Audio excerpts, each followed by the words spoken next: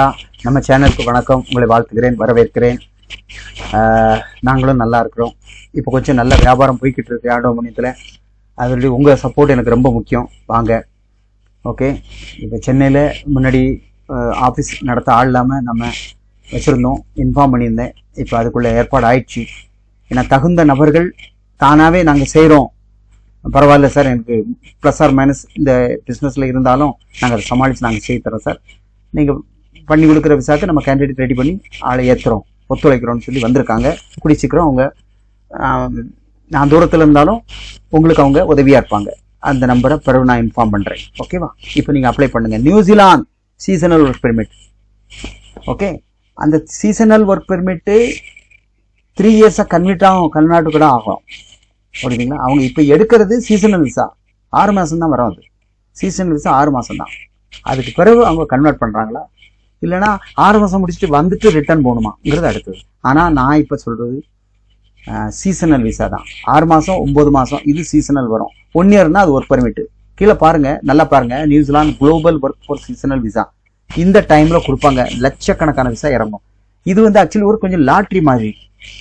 ஆன்லைனில் அப்ளை பண்ணுறோம், எவ்வளோ கிடைக்குது, எத்தனை ஒரு கிடைக்குங்கிறது கொஞ்சம் சொல்ல முடியாது தான். அப்போ அட்வான்ஸ் ஆனால் இருக்குது. நாங்கள் என்ன வச்சுருக்கோம், உங்கள்கிட்ட அட்வான்ஸ் இல்லாமல் பாஸ்போர்ட் மட்டும் எடுக்கிறோம். ஓகே, ஆமாம். இது ஃபுல்லாக உங்களுக்கு ஃப்ரூட் பிக்கிங், சீசனல் ஒர்க்குனாலே அவுட் ஆஃப் சிட்டி தான். நிறைய தோட்டங்கள், அதாவது கார்டன்ஸ் இருக்கும். அதில் ஸ்ட்ராபெரி, இப்போ பாருங்கள் இதில் என்ன சொல்லியிருக்கு, tomato package workers, tomato pack. அப்போ இது ஒன்லி பேக்கிங்கை பற்றி சொல்கிறான். ஸ்டோரேஜில் இப்போ டொமேட்டோ வைக்கிறது எடுக்கிறது. அப்போ இந்த டொமேட்டோ எங்கேருந்து வரும்? கார்டன்லேருந்து. அப்போ அதுக்கே அனுப்புவான், நீ அங்கே போய் பறிச்சுட்டு இங்கே வா. அதனால் 10 பேர் அங்கே விடுறான், 10 பேர் இங்கே விடுவான். எல்லாம் செய்யணும். அக்ரிகல்ச்சர் ஒர்க் இது, கரெக்டாக? ஸோ ப்ளஸ் இது இல்லாமல் ஸ்ட்ராபெரியாக இருக்கலாம், ஆப்பிளாக இருக்கலாம், வேறு ஏதாவது பல வகைகள். மொத்தத்தில் சீசனல் விசானாலே அக்ரிகல்ச்சர் விசா தான். ஆனால் வேலைகள் எல்லாம் ஈஸி தான். ஓகே, பட் உங்களை ஒரு 50 பேர் இறங்குறாங்கன்னா நீங்கள் எந்த இடத்துல நிற்பீங்கன்னு என்னால் சொல்ல முடியாது. நீ அதே பரவாயில்ல, எங்கே விட்டா என்ன சேலரி என்ன பாருங்க, 1080 to 1280 பெர் வீக். இது என்னது? New Zealand dollar. அப்போ விலையை பாருங்க. இந்தியாவில் நீங்கள் வேல்யூ கணக்கு பண்ணி பாருங்க, நியூசிலாந்தோட வேல்யூ என்ன இன்னைக்கு. ஓகே, மல்டிப்ளை பை இதை பாருங்க. இது வீக்லி பேமெண்ட். அப்போ நம்ம இந்தியா ருபீஸை கணக்கு பண்ணி பார்த்தீங்கன்னா 2.5 லட்சம் வரும்னு சொல்றாங்க. ஓகே, நிச்சயமா இப்போ ஆஸ்திரேலியா, நியூசிலாந்து ட்ரெண்டு. அதுவே ரஷ்யா சம்பளம் நல்லா, அந்த வேல்யூ கூடுனால கூடி போச்சு. செர்பியா நல்லா ஓடுது, பல்கேரியா விசாரிச்சு போகுது. என் கண்ணு மீதி எல்லாம் விலை கூட லேட் ஆகுது, என்னுடைய ப்ராக்டிகல் நாலேஜில் நான் பார்த்ததுல. ஸோ நியூசிலாந்துக்கு தாராளமாக நீங்கள் பார்த்து, நான் இதில் அட்வான்ஸ் வாங்கலைங்க, வாங்காமல் செய்கிறேன்.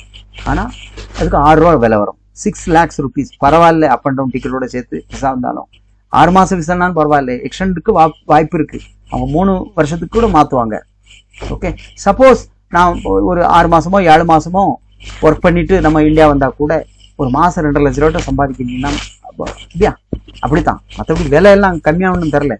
ஒருவேளை அங்கே 3 இயர்ஸ் ஆகிட்டாலும் உங்களுக்கு தானே லாபம். 6 lakhs ஃபார் இந்த விசாக்கு. அட்வான்ஸ் இல்லை, பாஸ்போர்ட் மட்டும் தரணும். ஓகே, ஸோ 1 month தான் நமக்கு டைம். ஆன்லைனில் அப்ளை பண்ணால் விசா வந்துடும். வரலைன்னா நோ ப்ராப்ளம், பாஸ்போர்ட் நாங்கள் ரிட்டர்ன் பண்ணுறோம், இல்லைன்னா வேறு நாட்டுக்கு பண்ணுவோம். மேட்ரு முடிஞ்சு. ஓகே, அதே நம்பிக்கிட்டு நம்ம இன்னைக்கு வருது நாளைக்கு வருது. இப்போ நான் காசு வாங்கியிருந்தேன்னா வரலன்னு வச்சுங்களேன், அப்புறம் அடுத்த மாதம் அது வருஷம் போயிடும், 1 வருஷம் போயிடும். கரெக்டாக நீங்களும் வந்துடுங்க நம்பிக்கையில் இருப்பீங்க. அது வேண்டாம். உள்ளது உள்ளபடி சொன்னோம்னா எனக்கு பிரச்சனை இல்லை, உங்களுக்கும் பிரச்சனை இல்லை. இதில் தான் போகணுன்னு நம்ம என்ன எழுதியா வச்சிருக்கு.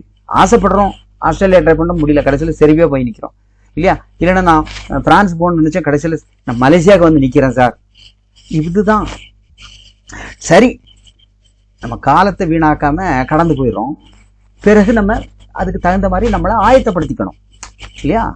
ஓகே, சரி மை டியர் ஃப்ரெண்ட்ஸ், இதுக்கு நீங்கள் அப்ளை பண்ணுங்க, கால் பண்ணுங்க, பேசுங்க. உங்கள் கூட நண்பர்கள் இருந்தால் எடுத்துக்கங்க. குரூப்பாக போடலாம். வந்துட்டா நம்ம லக்கு தான். ஓகே, அதுக்கப்புறம் பேமெண்ட் வாங்கிக்கிறேன். Thank you very much.